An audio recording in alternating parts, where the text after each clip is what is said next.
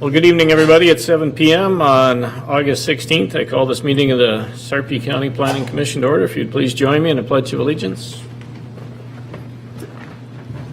I pledge allegiance to the flag of the United States of America and to the republic for which it stands, one nation, under God, indivisible, with liberty and justice for all. Ms. Jack, roll call, please. Hi, Gardner. Here. Cheney. Here. Whitfield. Here. Ackley. Here. Huddleston. Giff. Korth. Bernack. Here. Preston. Here. Weiss. Here. Dembinski. We have a quorum. Okay, we have quorum. Thank you. This meeting this evening will be held in accordance with the Nebraska Public Meetings Act, a copy of which can be found on the northern wall there. At this time, I'll introduce our planning staff with us this evening. We have Jason Kubicek, our planner. Don will be re-entering shortly. Don Simon, he's our planning and zoning director.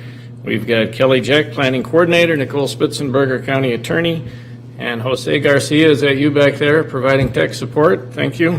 Anybody else I missed from the county? Okay. Well, this evening we've got a couple consent items and then two public hearing items. The only consent item is our approval of meeting minutes from July 19th. Unless there are any discussion or comments on revisions, I'd entertain a motion to approve. I'll make a motion to approve the minutes as submitted. Second. Motion by Whitfield, second by Mr. Eigartner. Any discussion or changes? Hearing none, please vote.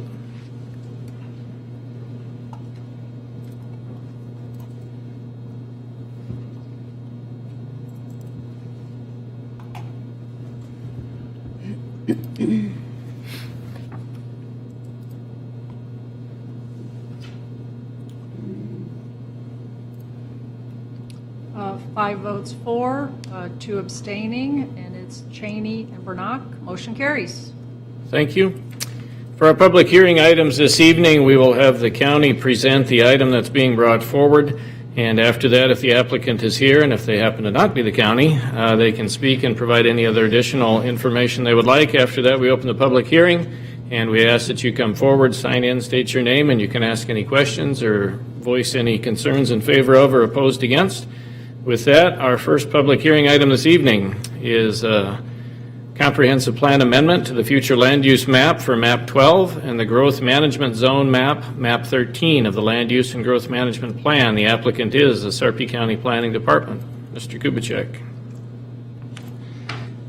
Thanks, Tom. The Sarpy County Planning and Building Department is seeking approval of amendments to the Sarpy County Comprehensive Plan future land use map, which is map 12, to remove areas no longer in Sarpy County jurisdiction, and to the growth management map to remove areas no longer in the Sarpy County jurisdiction, and to change designations of specified areas from URZ, Urban Reserve Zone, to UDZ, Urban Development Zone, and vice versa.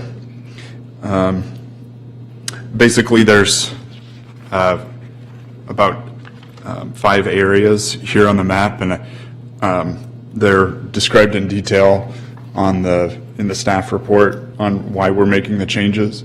But it ranges on these two maps from just annexed areas to areas where the urban reserve zone grew for the Sarpy County cities or county and cities wastewater agency. So they expanded or they changed urban reserve zone, so we match per our agreement with them.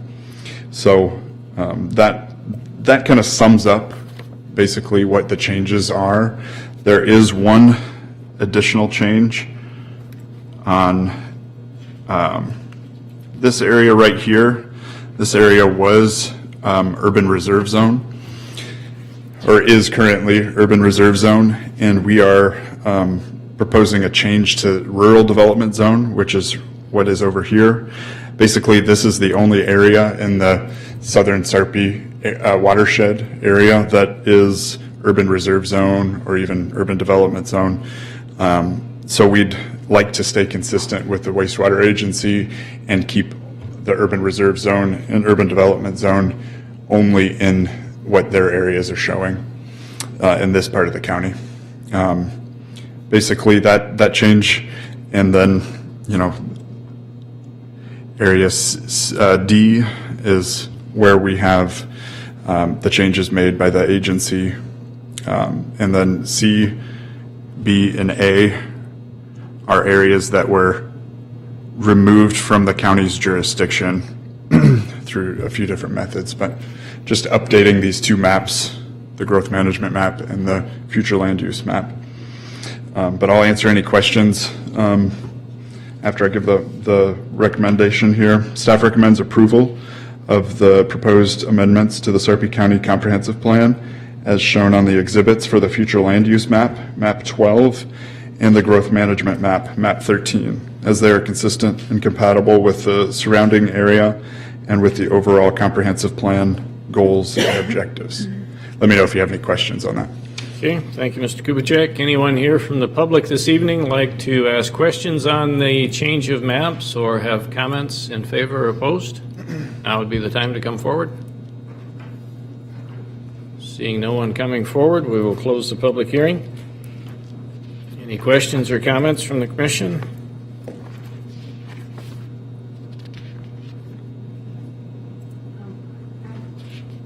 I missed that.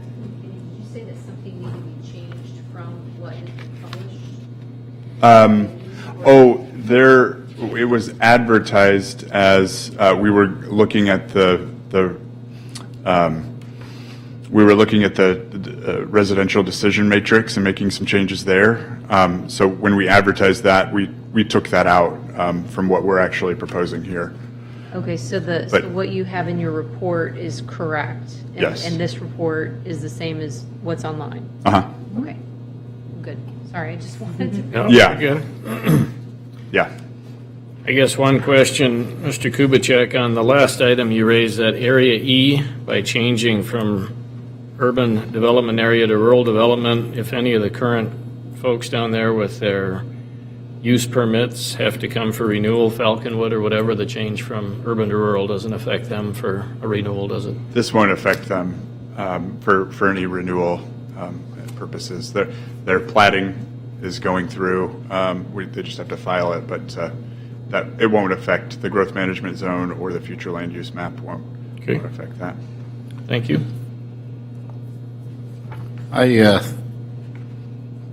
just want to make sure with that area E, with what Bellevue has going on that Highway 34 corridor through there, this won't affect any of that. Have you talked to Bellevue to make, most of it's floodplain, it looks like, so There is some floodplain down there, but it is, the majority of what is being used as the land is out of the floodplain because of the levee that's there, like Falconwood and some of the lake developments down there. But I did talk to City of Bellevue and Ms. Ramos down there, the wastewater contact down there. So they didn't have any problems with us moving it to that.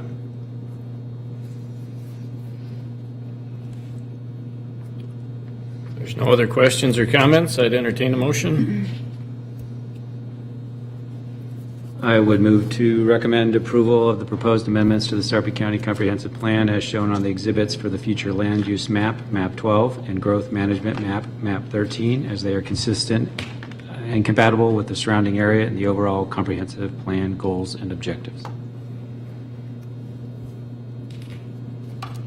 second. We have a motion by Preston, second by Whitfield. Any discussion? Hearing none, please vote.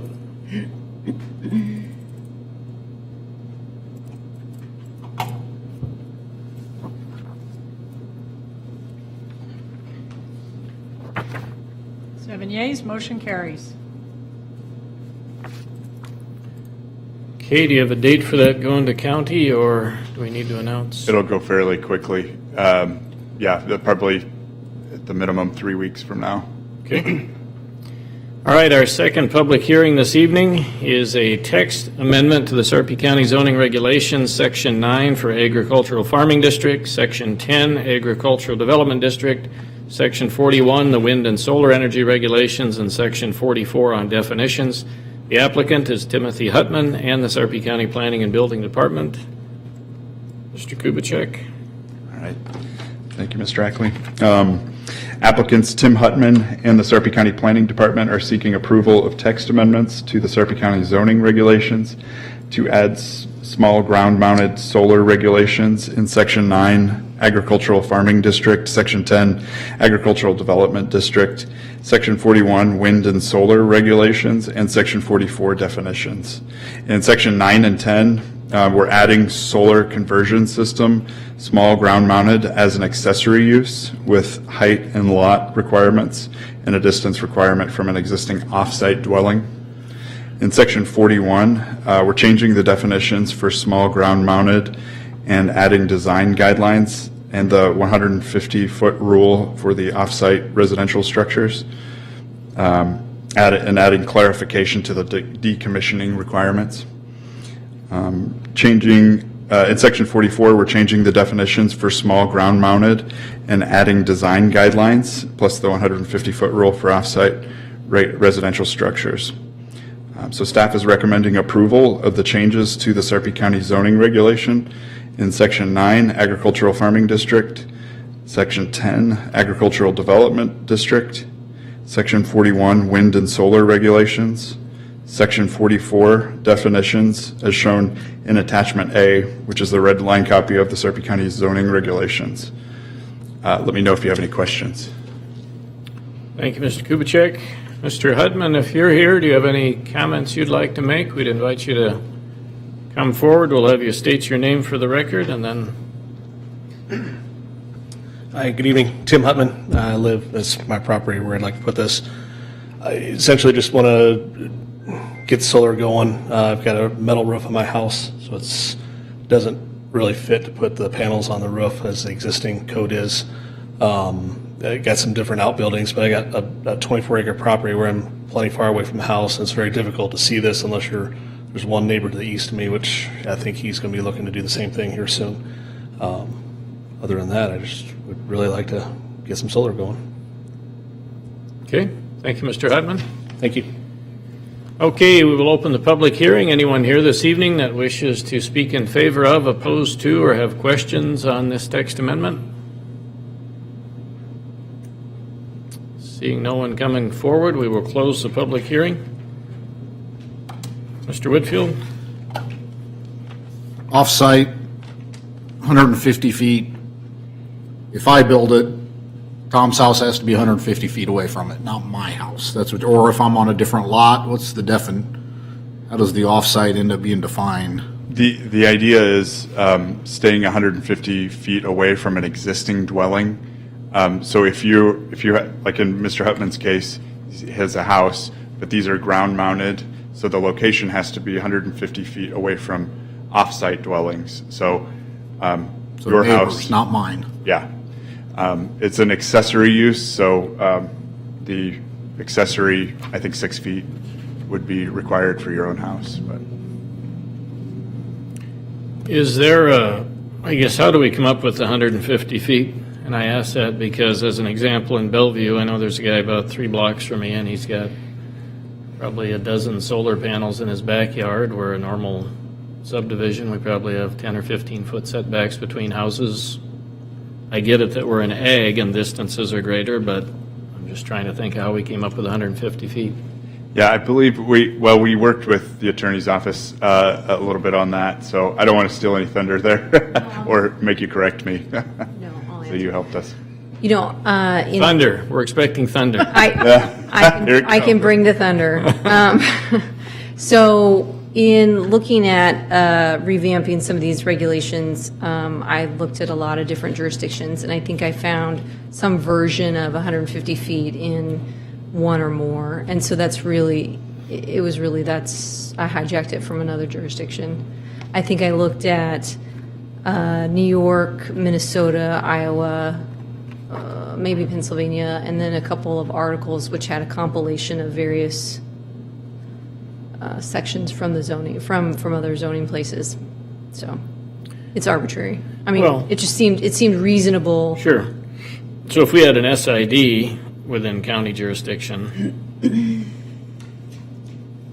and we have a normal, smaller setbacks, basically no one would probably get solar on ground mounted, right? based on the 150 foot. Well, and the lot sizes from the AG and AGD would probably preclude that, because you're only allowing the ground mounted in AG and AGD. So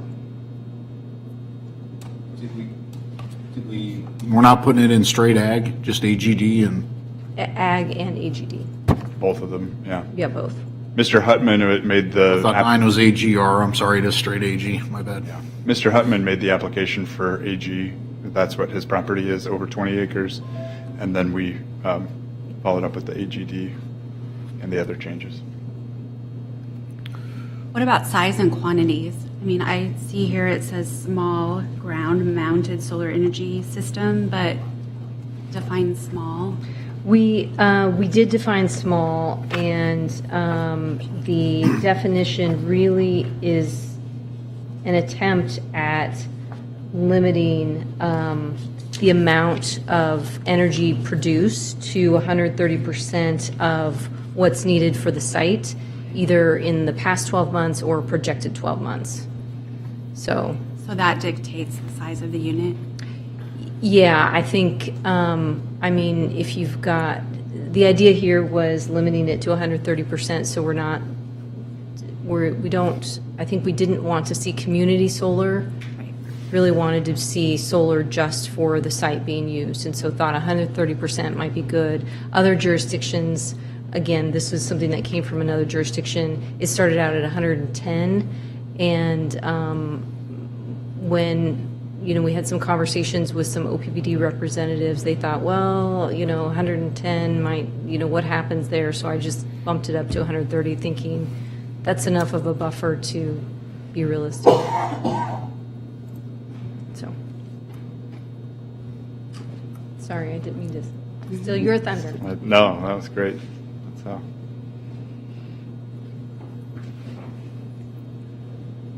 I guess a couple other questions, Mr. Kubitschek. In section 41.6, we talk about and I'll wait till I don't know if you want to get there.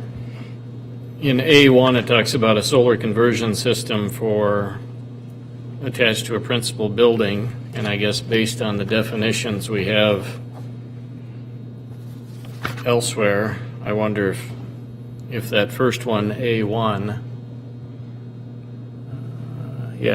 is that really a roof mounted? And then the next one is the small ground mounted. In other words, is A anything Right. other than roof mounted based on our definitions we added earlier? Right, yeah.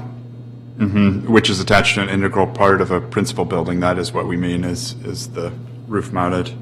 So I guess, I don't know if you want to tie that in with the definitions and add roof mounted like we have the small ground mounted with the others. Yeah, make sure that that's Consider. consistent.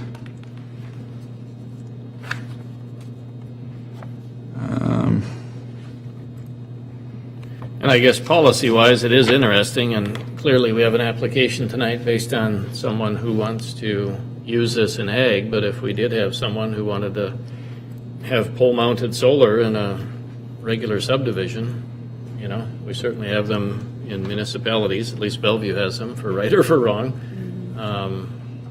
It's something we can certainly address if someone would apply, but something to think about. The other thing is you mentioned pole mounted, and I know a lot of the utilities use solar panels to power sensing stations and remote monitoring stations that drive a cell phone too. And it's a 6 foot by 12 foot panel sitting on a pole or something like that. I don't know how that's going to come into play in the, along the right of way in a certain zone or not, but Yeah, if it's in I right. know that's starting to really be used a lot for those remote sensing stations. So pump stations, sewer lift stations, you name it. So Right. might think of that as we edit zoning and all that stuff later. Yeah. Oh wait, utilities don't have to meet zoning, do they? Never mind. Wow, way to pick that scab, Mr. Whitfield. Yep, you bet. I wasn't going to say it, though. All right, Doug. No. I do think that it's a fairly fluid thing, so we may be seeing this every once in a while, in different versions. I mean, there are other types of solar that probably aren't covered here, and we'll just kind of take them as they come. I can remember when we did this exact same thing for wind, for on-site wind power generation, so. Yeah. Any other questions or comments from the commission? If not, I'd entertain a motion.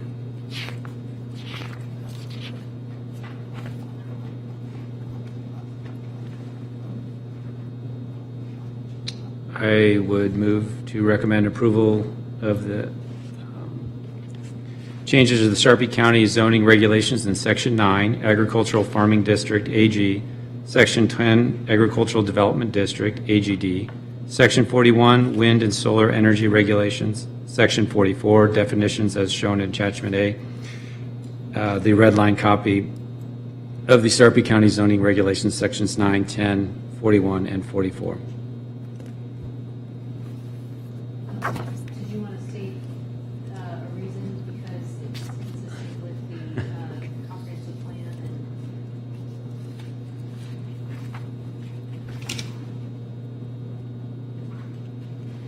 As they are consistent and compatible with the comprehensive plan goals and objectives. Good enough. I'll second. Okay, we have motion by Preston, second by Cheney. Any further discussion? Hearing none, please vote.